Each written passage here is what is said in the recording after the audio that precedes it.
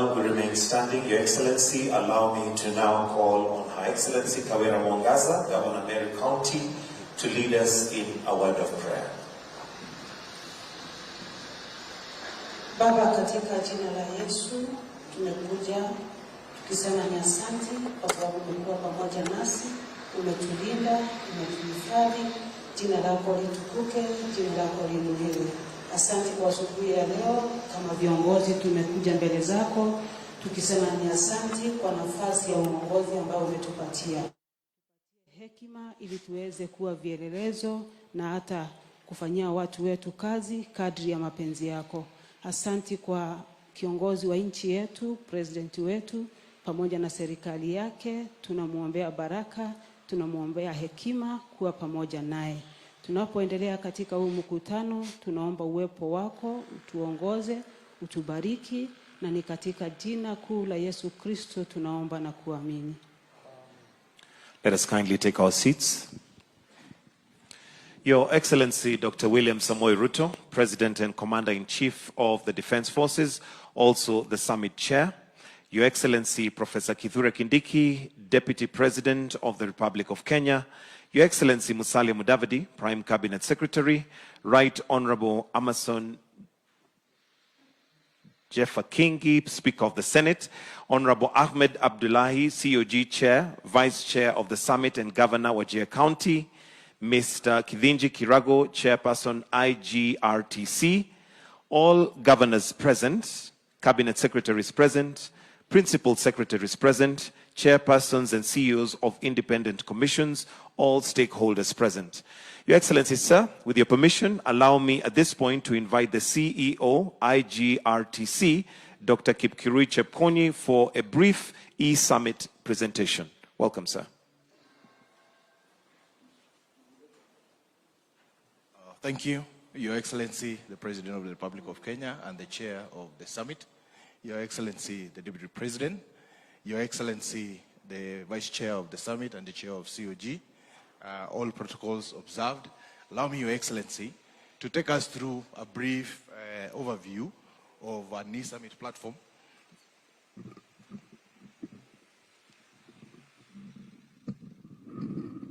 Allow me, Your Excellency, to take us through our EAT platform that we have been able to develop as IGRTC to be able to assist and guide in the running of the summit. Your Excellency, following your directive that all government institutions go green and reduce the use of paper, IGRTC has been able to develop a program and a platform that is going to be used in running our summit.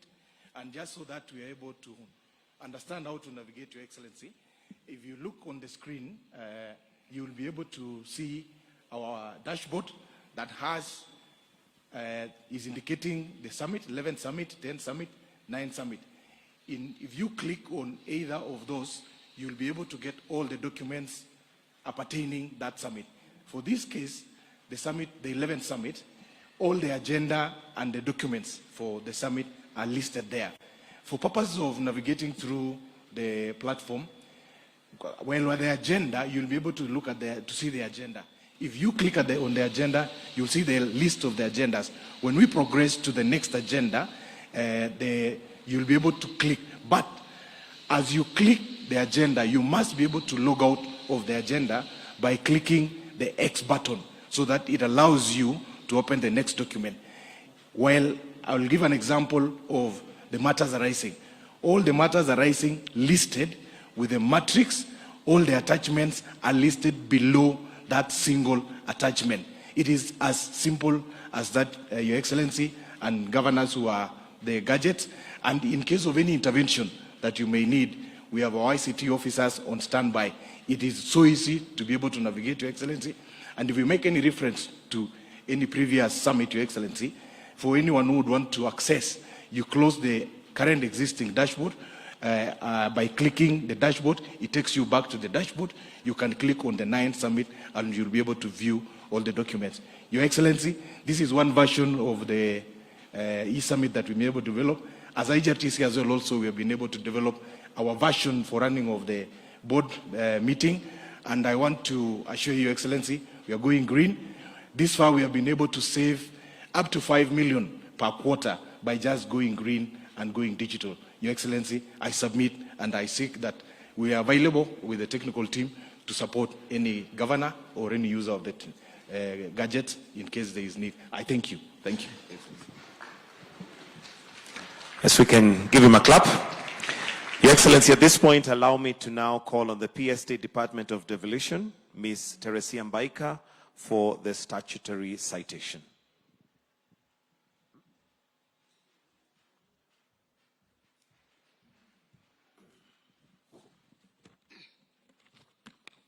Your Excellency, the President of the Republic of Kenya and the Chairman of IBEC, Honorable Dr. William Samoei Ruto of the Summit, the Deputy President of the Republic of Kenya, His Excellency Honorable Professor Kithure Kindiki, the Chairperson of the Council of Governors and Vice Chairperson of the Summit, Honorable Ahmed Abdullahi, Honorable members of the Summit, all protocols observed, ladies and gentlemen.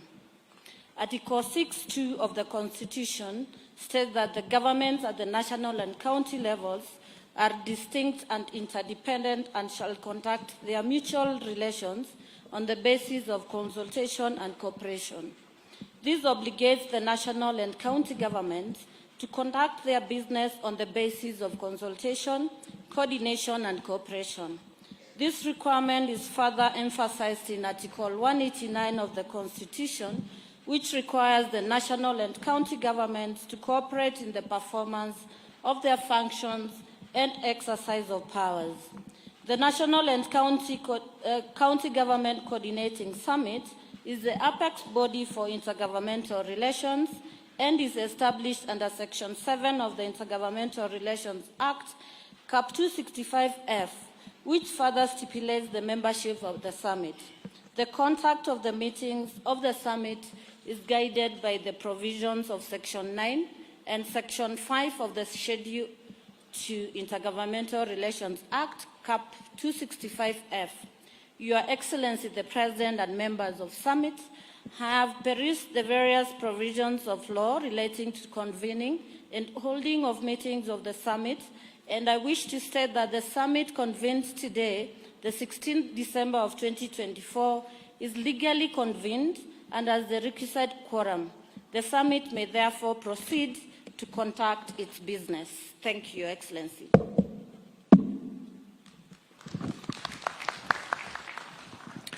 And at this point, Your Excellency, I'll now invite remarks by the Vice Chairperson of the Summit, Honorable Ahmed Abdullahi, Governor, County Government of Wajir, and also the Chairperson of the Council of Governors. Welcome, sir.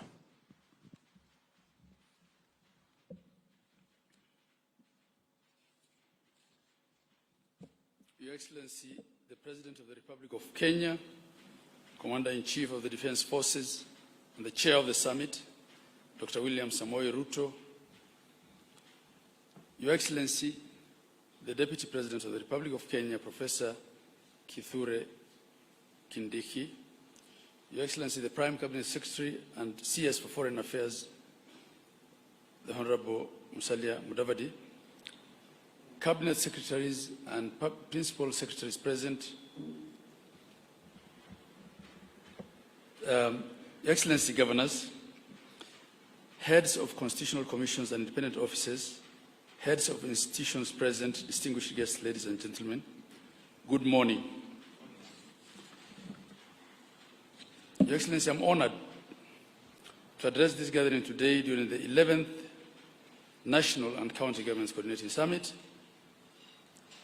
and my first meeting as Vice Chair of the Summit. The 10th Summit held on the 18th December 2023 was a great meeting, judging by the rich discourse we had and the resolutions reached. We ended the year 2023 on a high note, and we all looked forward to a new year then. However, as a country, we faced many challenges in this year that is ending, but like the indomitable lions of our national flag, we stood valiant. As we convene today, this meeting avails us an opportunity as leaders of government to reflect on the year ending and come up with strategies that will grow our country and our people.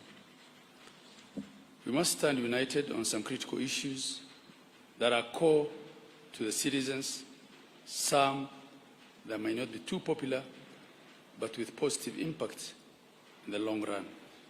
Your Excellency and my colleague governors, the summit, being the apex intergovernmental body, is charged with the monumental task and responsibility of shaping the development agenda for this country.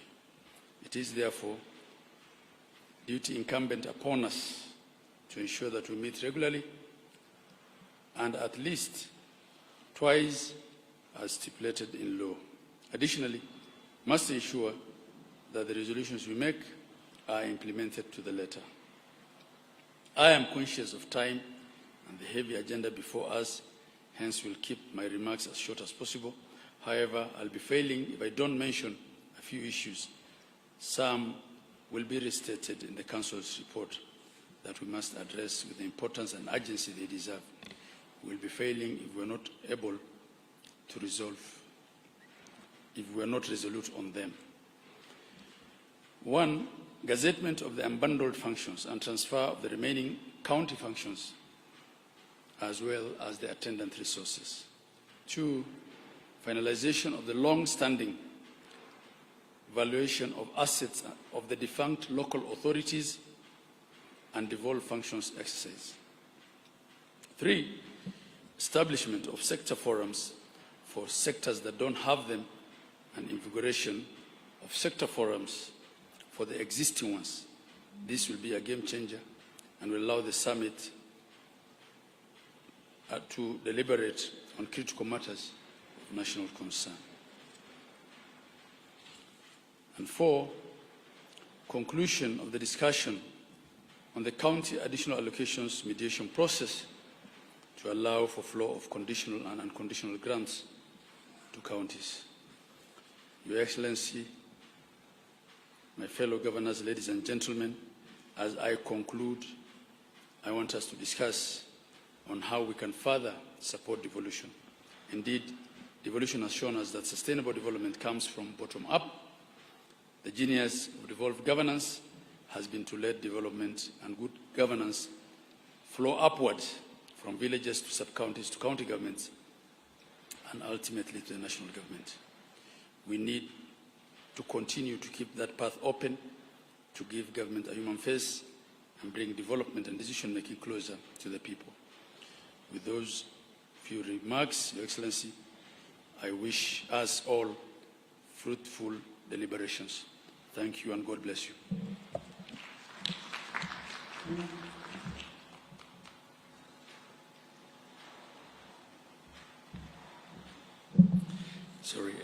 It's now my humble pleasure to invite the Deputy President of the Republic of Kenya, Professor Kindiki Kithure.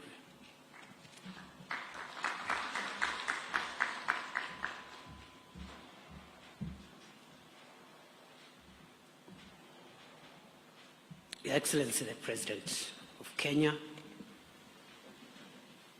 the Vice Chair of the Summit, is also the COG Chair, Governor Ahmed Abdullahi. Allow me to ride on all protocols as established. Your Excellency, those who opposed devolution during the constitutional making process tried to argue that devolution will work against the unity of the country. 13 years later, 14 years later, we have established with certainty that, on the contrary, devolution is one of those governance principles and institutions that has helped to build on our national unity. Your Excellency, the Constitution anticipates that the various role players in the devolution family will have issues and matters that require discussions and consultations.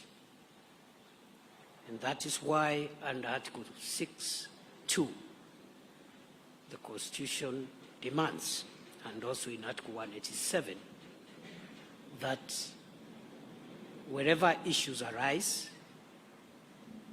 the two levels of government and other role players in the devolution architecture must engage each other in the spirit of consultations, cooperation, mutual respect, and collaboration.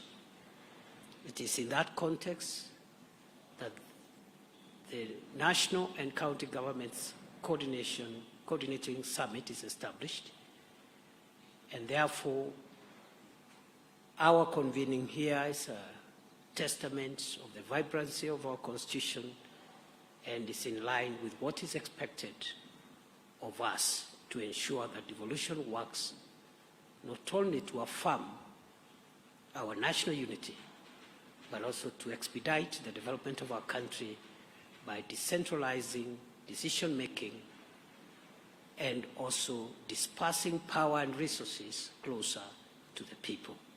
Your Excellency, I'm honored to be part of these deliberations, also just like Governor Abdullahi for the first time in this role, and I look forward to very fruitful deliberations during this meeting.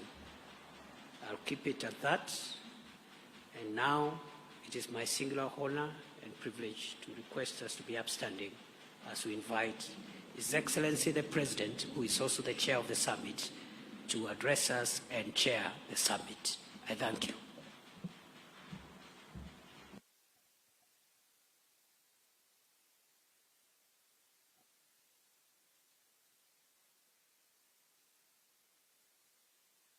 Gentlemen, good morning. I'm Jambo. Asanteni sana. Thank you for finding time for us to engage in this very important meeting of the summit.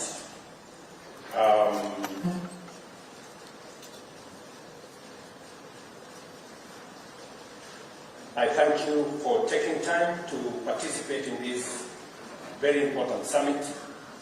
And I'm honored to be here today as we affirm the strong and universal national consensus that devolution is the most transformative political, social, and economic feature of our 2010 Constitution. As I pointed out at our last meeting, the fortunes of our country depend decisively on how effectively we manage the devolution of national power and resources. Devolution, therefore, is fundamental to our political viability, our national stability, and the sustainability of our socio-economic progress. With this in mind, I have convened this summit in the spirit of partnership, recognizing as the highest and most consequential forum for intergovernmental consultations and deliberation, and that this is our best platform for enhancing the national strategic agenda by aligning development policies and accelerating the implementation of programs and projects across the country. Over the past 2 years, we have achieved commendable strategic alignment on 3 key national priorities: achieving food security while lowering the cost of living, creating jobs for our youth on a more ambitious scale, and making deliberate investments in critical sectors to drive rapid, inclusive economic growth that uplifts everyone from the bottom up and leaving nobody behind. To achieve these goals, we agreed to collaborate in supporting strategic programs in agriculture and food security, affordable housing, micro, small, and medium enterprises and manufacturing, universal health coverage, and the adoption of digital technology. I am encouraged by the dedication and commitment demonstrated by county governments and governors in particular in implementing these initiatives. As a result, we have delivered and continue to deliver tangible progress in various crucial sectors. While challenges in national public finances have slowed down the pace of implementing key programs, we must take pride in our achievements, both in terms of the demonstrable on-the-ground impacts and in the improved coordination and collaboration framework we have developed. The immense potential of our completed and ongoing programs and projects is becoming increasingly clear to all and no longer can be denied. I would like to briefly highlight some of the accomplishments we have made in just 2 years. By distributing 7 million bags of subsidized fertilizer to farmers, we have significantly increased food production, moving closer to sustainable food security and manageable costs of living. Today, Kenya has high national food stocks, including 95 million bags, 50-kilogram bags of maize, 9 million bags of beans, 10 million bags of wheat, and 2 million bags of rice. In fact, I was in Tanzania the other week, and the Minister for Agriculture there was complaining that they have lost market for their maize into Kenya because we have produced enough maize. We imported 10 billion worth of maize in 2022.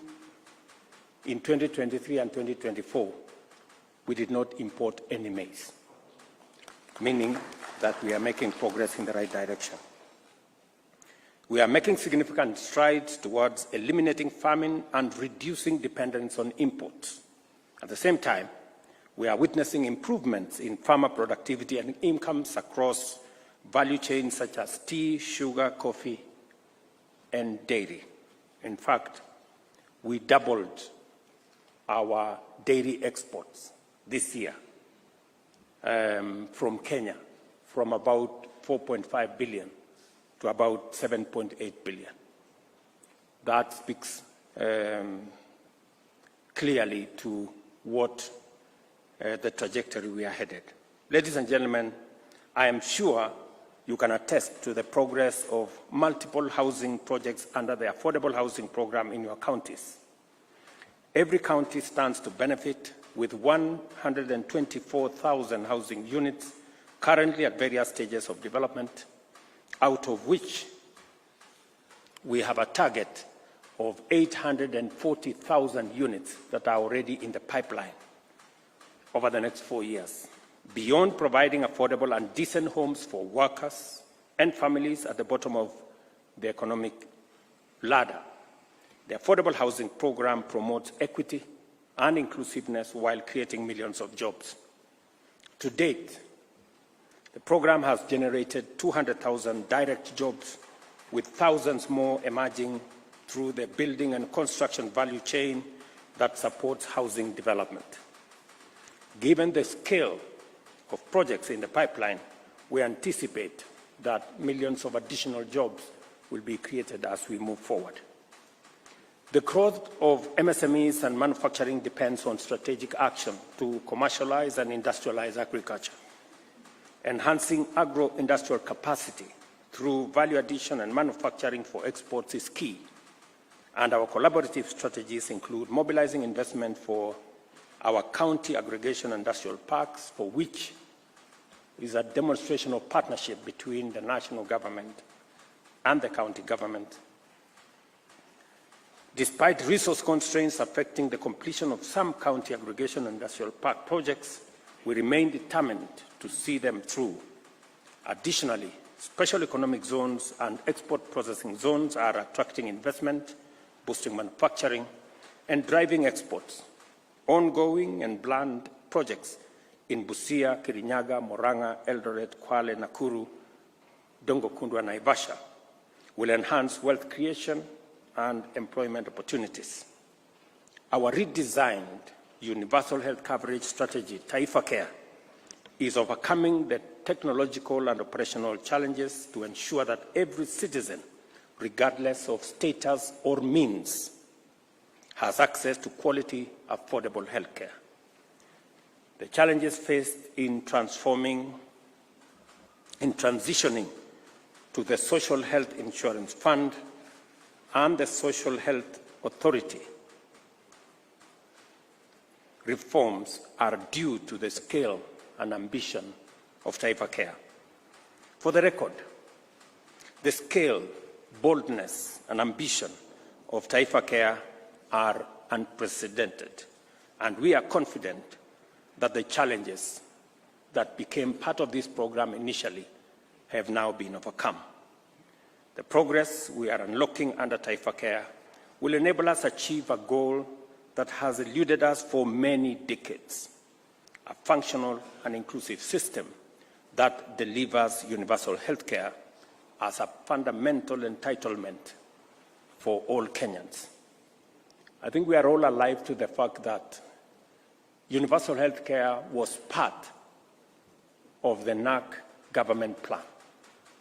It was part of the Jubilee administration plan. And I am persuaded beyond doubt that those two successive governments believed in this program and they wanted it implemented. It just happens to be that fate has conspired that we are the people to implement it. And I want to tell you that we will, and we will succeed. I can already see progress that has been made. The naysayers are becoming fewer. I saw the media today, they were saying the other weeks, oh, this thing is not going to work. Now they are saying it is working, but it is creating two categories of Kenyans. Okay, that's good progress. At least we are beyond the point where is it working or not. Okay, so we will move on to that other step, and we will demonstrate to them that in fact it is working for everybody. And I have no doubt in my mind that this program will work, because my team and I and the Council of Governors, we have spent countless hours figuring out how this is going to be rolled out. Similarly, our digital superhighway and creative economy programs are mobilizing investments and creating jobs for digital workers nationwide, promoting transformation at grassroots level. This means that every county is therefore fully in play as regards to two salient components of our digital economy development strategy. The first component is our accelerated effort to provide 100,000 kilometers of last-mile fiber optic infrastructure supported by the establishment of digital hubs in every ward. The second is the concurrent initiative to equip youth with digital skills, which has already benefited 700,000 young people who have already been trained on digital skills. Education and training and skill development are being delivered through the Ajira and Jitume programs in learning institutions, including in TVETs and constituency innovation hubs across the country. Thanks to these interventions, more than 180,000 young people have secured jobs online. We project that within 2 to 3 years, this program will have the capacity to generate over 1 million digital jobs. I wish to state that I acknowledge your concerns regarding the disruptions caused by delay in disbursing funds to county governments. The intermittent flow of resources, especially conditional grants and development funds, has undermined the ability of county governments to effectively support the implementation of strategic national programs and complementary county projects. It is deeply regrettable that our overall development and service delivery outcomes would likely have been much more different under a more favorable fiscal environment. I appreciate your understanding that due to unavoidable internal and external factors, our recent periods has been marked by exceptionally challenging macroeconomic and public finance volatility, compounded by the severe socio-political challenges experienced earlier this year. Nevertheless, I urge you to focus on the silver lining. Through determined effort, we have stabilized the economy. As a result, inflation has reached a historic low of 2.8 this month. Our currency is strong, and our foreign exchange reserves are robust. We are beginning to see the coming down of interest rates. Consistently over the last 6 months, our fuel products have come down, including yesterday, by about 4 shillings, and we are making progress in the right direction. In other words, the conditions are now in place for us to achieve a stronger economic outlook and maintain consistency in disbursement of allocated revenues. I am informed by John Mbadi that today he will be releasing the monies for last month. That means that we are consistently moving in the right direction. As and when the situation improves, we want to be consistent as we support counties to discharge their responsibility. That said, 3 significant challenges remain: high public debt, including pending bills and sustainable public wage bill, and inefficiencies in revenue collection and utilization. To address these constraints and to do so effectively, unity of purpose and sustained collaboration between national and county governments is essential. Our continued cooperation will enable us to expand fiscal space, improve budgetary allocation, and ensure timely disbursements to counties. I must emphasize that devolution is not just a policy or an administrative tool. It embodies the fundamental aspiration of our citizens, is a fundamental principle of our nationhood, and an essential constitutional value and transformative pillar of our governance. For this reason, devolution is here. Devolution is a critical catalyst in the actualization of our national values and principles of governance, carrying with it our shared mandate and collective power to guarantee basic rights, empower every citizen, eliminate discrimination, and also resolve historical injustices. As stewards of public authority and resources, it is our collective responsibility to work hard and to work so together to ensure that the devolved system delivers for the people of Kenya effectively, efficiently, and accountably. We understand the constraints within our national fiscal framework, which limits our ability to fully meet county government expectations for shareable revenue.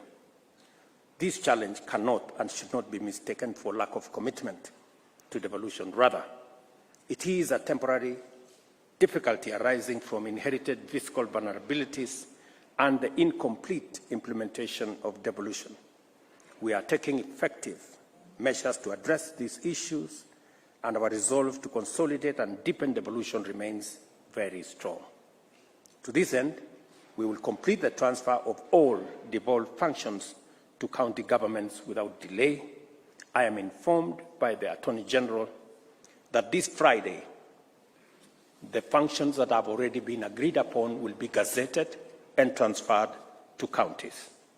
Those that remain, there is extensive consultations between the 2 levels of government under the IGRDC program so that we can get things moving. And I am pleased to report that the Intergovernmental Relations Technical Committee has finalized the unbundling, delineation, and transfer of functions in line with our directive last year in the last summit. I now direct the committee to take the next step of systematically identifying and transferring the requisite budgetary and other resources tied to these functions in the next fiscal year. Harmonious intergovernmental relations, as outlined in Article 6 of the Constitution, are essential for effective and sustainable devolution and, by extension, the success of our national socio-economic transformation agenda. While the two levels of government are distinct, they are interdependent. Our relations must therefore be built on consultation and cooperation. It is in this spirit that I have consistently engaged with county governments and their leadership, both formally and informally, consulting governors to align our strategic agendas. I remain committed to holding regular engagements through the National and County Government Coordination Summit, which I recognize as a vital platform for advancing our shared priorities. In previous summits, we reached a consensus on establishing fit-for-purpose intergovernmental structures under the summit. These include the Council of Governors and its Secretariat, the County Assemblies Forum, and the Intergovernmental Relations Technical Committee as the summit's technical secretariat. We also agreed to amend the Intergovernmental Relations Act of 2012 and the Public Financial Management Act of 2012 to strengthen these bodies' capacity to fulfill their mandate. I am pleased to note that the necessary measures are on track to achieve these resolutions. Article 6, 187, and 189 of the Constitution emphasize consultation, cooperation, and coordination between the two levels of government. We should draw inspiration from the ongoing collaborative efforts, such as the national government support for county-led initiatives like school feeding and bursary programs, as well as classroom expansion projects. Similarly, counties are partners with the national government on fresh produce market infrastructure projects. I commend the IGRTC for facilitating these partnerships and formalizing them through intergovernmental agreements. In line with the Constitution, ladies and gentlemen, and the Intergovernmental Relations Act, I urge all ministries, departments, and agencies at both levels of government to hasten the dispute resolution processes by taking advantage of alternative resolution mechanisms. This approach not only saves time and averts costly delays, but it also relieves citizens of financial burden of legal fees and fosters mutual trust and collaboration. I'm encouraged to note that many disputes are now being referred to IGRTC for resolution, and I applaud their efforts in preventing disagreements from escalating into disputes. Finally, as leaders, and speaking from where I sit, it is important for us to know that this is the highest decision-making body of the government of Kenya. And all of us, ladies and gentlemen, we must be focused not on the popularity of any one of us, but on the transformation of the country. Not on what politics can do, but what leadership can achieve. And we must be focused not on us as leaders, we must be focused on the people that put us in authority. That way, we can do it better, we can do it together, and we can take the country moving forward. I thank each one of you once again for participating in this summit and commend IGRTC for its efforts in organizing this event. I wish you insightful discussions, successful engagements, and productive debate. And as I look forward to engaging with the outcomes of this summit. Together, let us work hard to fulfill our respective roles in ensuring that devolution delivers for the people of Kenya. I thank you.